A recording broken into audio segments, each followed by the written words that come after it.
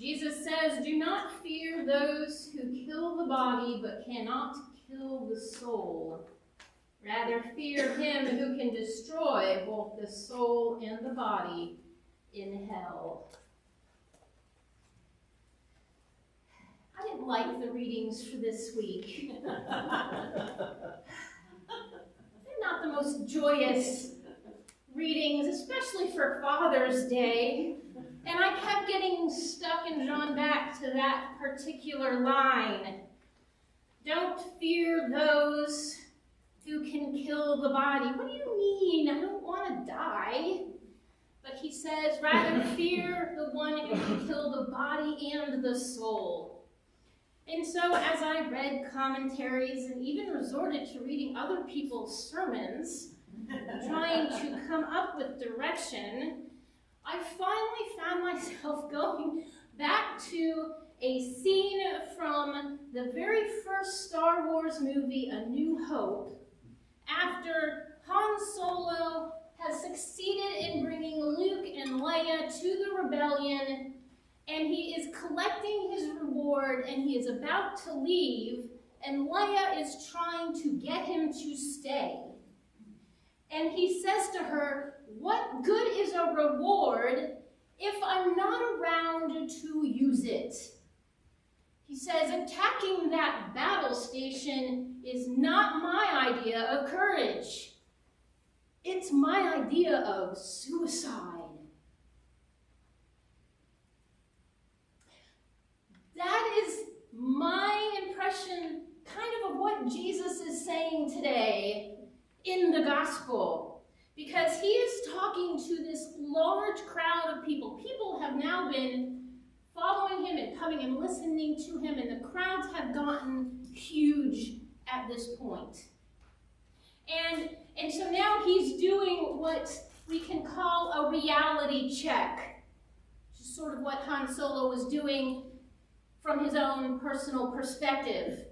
Jesus is saying to the crowds, you know, look, it isn't all about coming here to be healed and to hear a great sermon and to get free food. It's not all about that.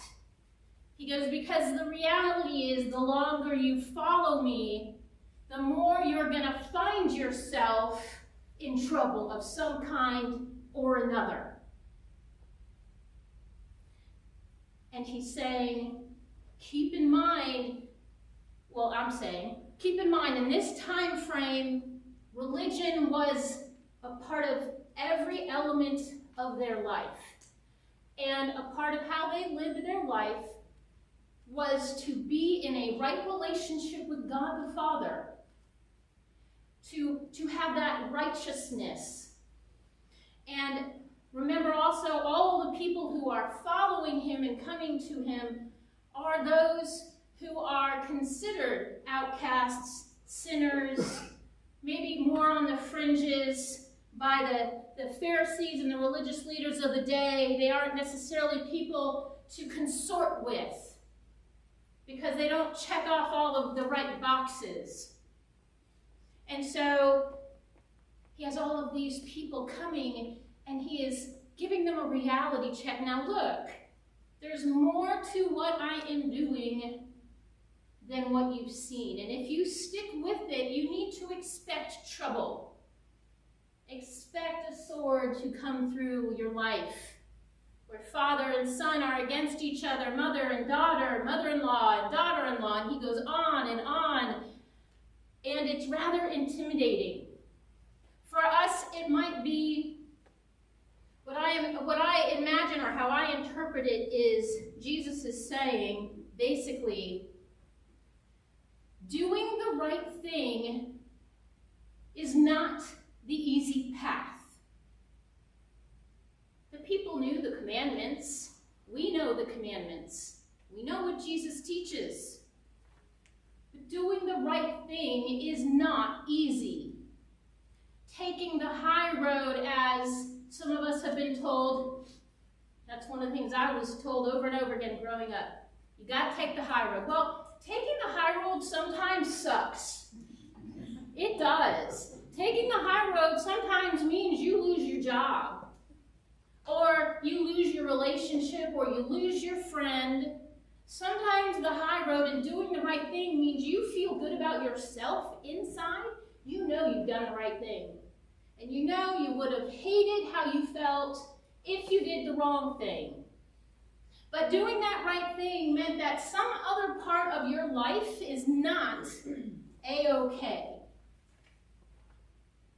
And that, to me, is what Jesus is saying today. The more you live life the way I am teaching, the more compelled you are going to be to do the right thing, to live the way I am teaching. And doing the right thing is not easy. It will lead to trouble. It will lead to you losing things or big changes that maybe you weren't counting on or didn't want. And Jesus is saying, are you sure you are ready for that? And for those of you who have been in a position like I have been, where I have done the right thing and not had it work out in my favor, you know it is not easy. You know that it takes a lot of strength and courage to continue to do the right thing. Because although on the inside you know you did what was good and right and proper, you also know that you feel, because of the changes happening or the consequences that you don't like happening, you also wish maybe you could have done something a little more selfish so that things weren't changing or falling apart in the ways around you that they currently were. And so you're stuck in this juxtaposition back and forth. Yeah, I did the right thing, but man, I really hate how it has changed everything else. Now, for Jesus and his disciples, he gives this kind of talk a couple of different times. And after his resurrection, and Judas has done his betrayal, and they're now down a disciple. So they have 11, and they need 12. And one of the prerequisites to being able to fill Judas's spot was that they had to have been present with the disciples and Jesus at everything from his baptism all the way through to the resurrection.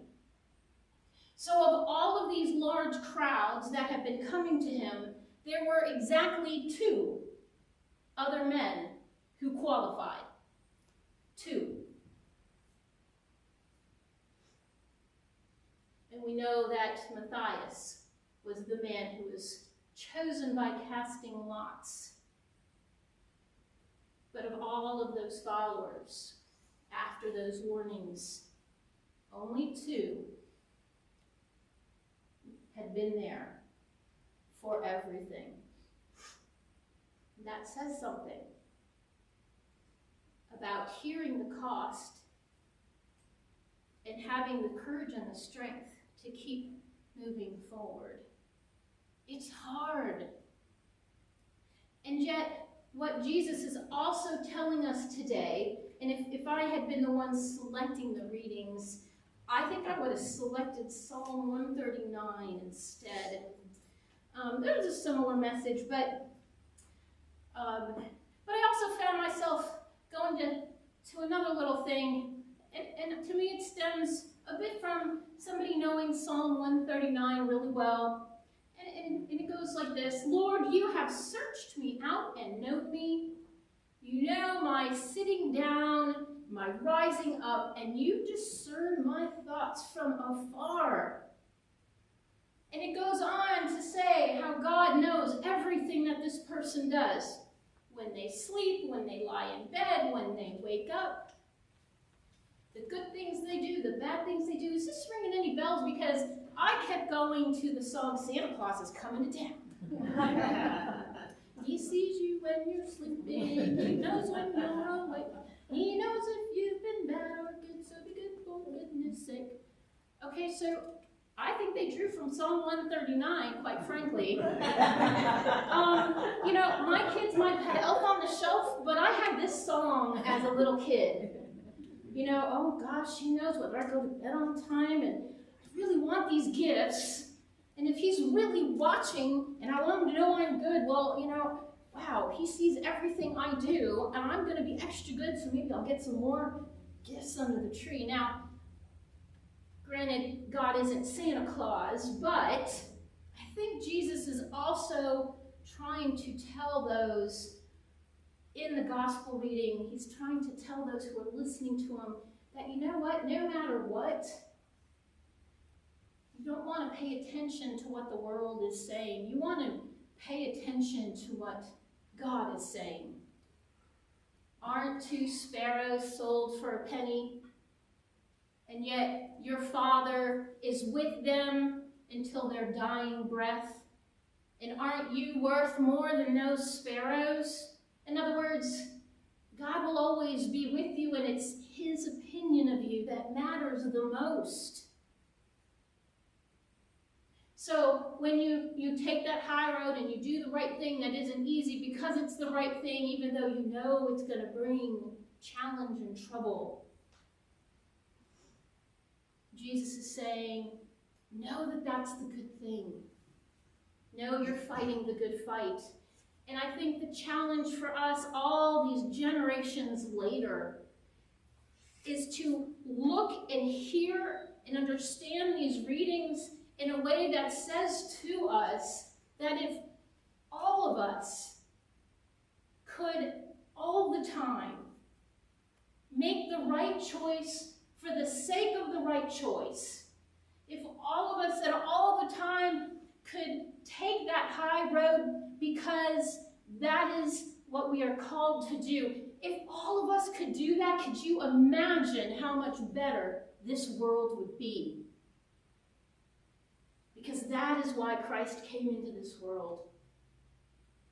His teachings might fulfill the law and the commandments, but they raise that bar expecting us to do as Jesus did. He took that high road and allowed himself to be crucified for us. He knew what was coming, and he did it anyway. He didn't want to leave his friends, the people he loved, but he knew that his actions were going to impact more than just them. They would have a ripple effect. And it's the same for you and me. Yeah, sometimes it sucks to do the right thing because it doesn't always work out in our favor. Think of if you have middle schoolers, and my kids just finished middle school, the number of stories of kids trying to do the right thing but dealing with the peer pressure, dealing with how to make those choices with consequences they could or could not predict. It's hard. And we deal with that even as adults. But the more of us that can take that high road, that can do the right thing for the sake of doing the right thing, the more of us that can do that, the better this world becomes, the more God's kingdom is established on this earth. And the more we are living the way God has intended for his creation to live. Think of the best parent you have had in your life. Think of the love, the support, the protection, any of the ways that parent has been there for you.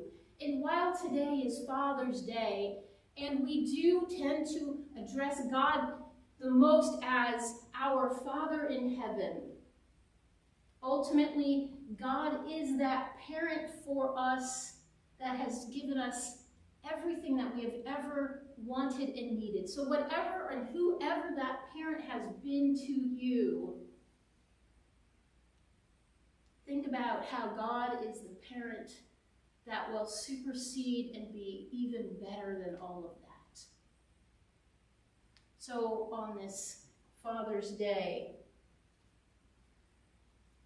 remember God's love, his support, his protection, his ability to take you in his arms and hug you, that even when you do the right thing and take that high road, even if it doesn't work out in the best way for you, that God will be there to embrace you and carry you for as long as you need it.